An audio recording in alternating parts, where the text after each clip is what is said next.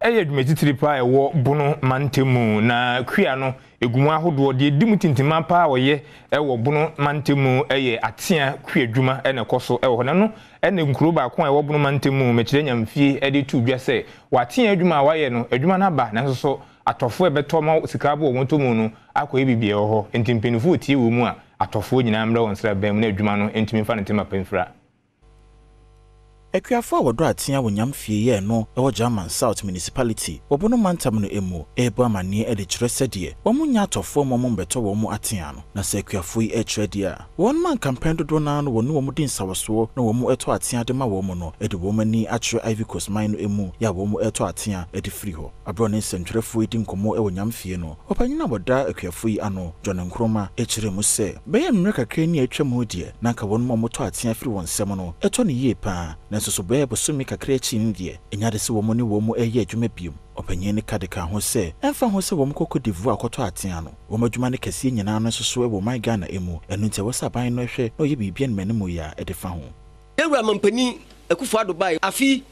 ɔde 50 pesos ne bai sɛ yɛntɔ ɛma ne ntra ɛma fam saa sika no ampampa ɛhyɛ aseɛ January no Cashew etimi de 12,500 ekudu 13 po bag baako bosumi baya baako ne kyire ne tia ne se Cashew bo no aba fam kura mpo ne de kura yenye nipa nto ye komu ne akoba ne se abrofo na diskan fira brochire baaye no wo mo so sika nyina Cote d'Ivoire Cashew ena wo moto